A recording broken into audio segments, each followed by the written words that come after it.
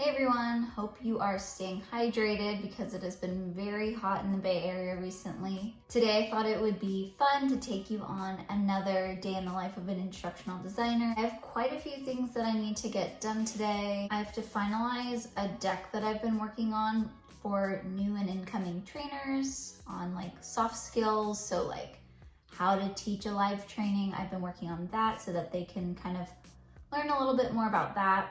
Then I'll be working on something called P2 updates, which I'll explain a little bit more later in the video, which is just one type of course updates that are super important.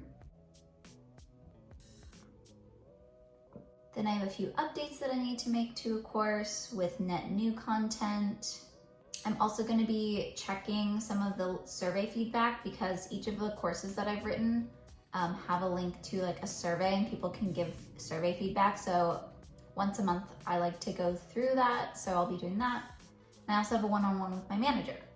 So that's gonna be my day today. I think the first half of my day, I will be at my desk because I have 2 monitors. And then probably after my one-on-one, I'll head over to like a coffee shop or a library so that I can just kind of like hang out and work there because there's some stuff on here that I don't need 2 monitors for, and it'd be nice to kind of like change it up a bit.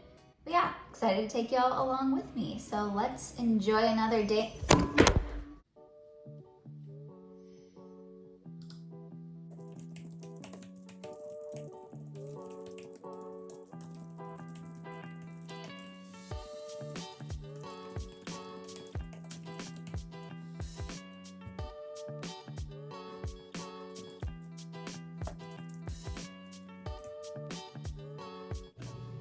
Okay, so I've just finished reviewing some survey feedback, and it's always kind of entertaining to read random people's survey feedback for each of my courses because sometimes they'll leave feedback that's constructive, but sometimes they'll leave like really random feedback. And so kind of part of my job is to sort through that feedback and like figure out what's actually applicable and like what should I take note of and actually put on my list of course updates to make.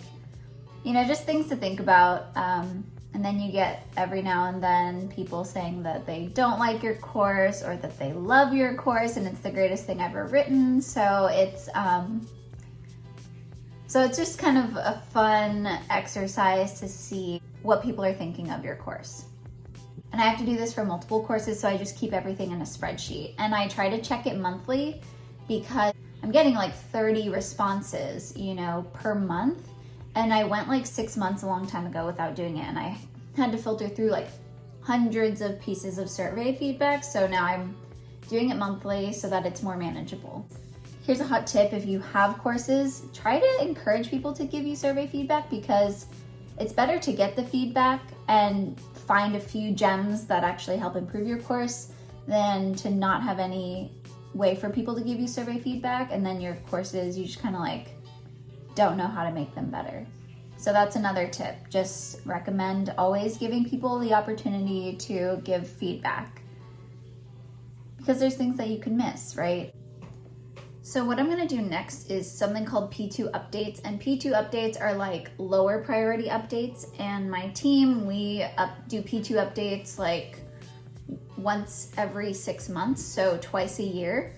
And these are things like going into older courses and maybe making any updates to like new style guidelines that we've created. So maybe like a font has changed and we wanna make everything cohesive, so we're doing that. I'll also probably update like screenshots and screen recordings because maybe like some UI has changed or like the interface of the product has maybe changed and it didn't affect functionality, so I didn't need to change it immediately.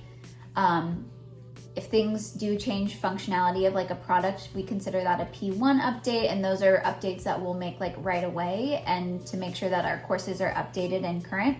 But P2 updates we do twice a year. Another thing for P2 updates that's really helpful is we look at a lot of our trainer feedback. So the trainers are the people that are out in the field actually teaching the courses, and they'll ping us every now and then saying like, hey, can we change this or can we update this? And generally they'll have already updated it in their deck, but then to apply it to like the main source deck, I'll do that during P2 updates as well. So I'm just kind of getting all of this feedback that I have, whether it's like things I've noted or things the trainers have given us. And I'll make all those updates this week because this is like P2 update week.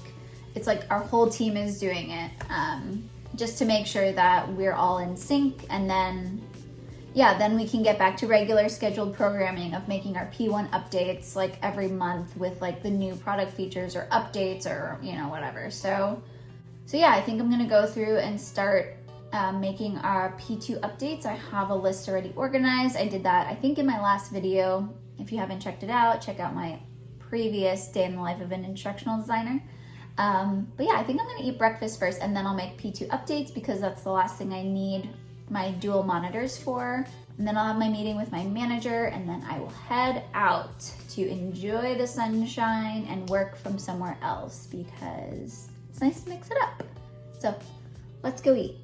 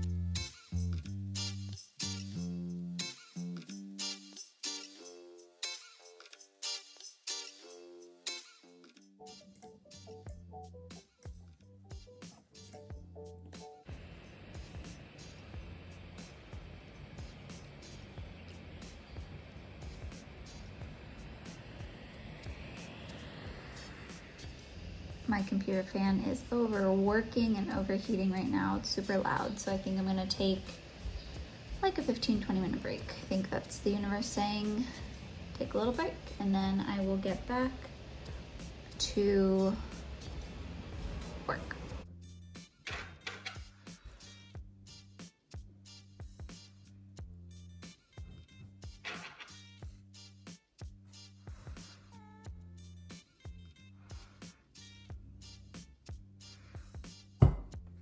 Just got ready for my one-on-one, just threw on a flannel, because right after my one-on-one, I am gonna go to a coffee shop so I can start working on some net new content. I find that going to a new location is really helpful when it comes to writing new content because like it gives my brain a fresh start. So yeah, after my one-on-one, we will head off to a coffee shop to do some writing for a course that I already built but needs some new content in it.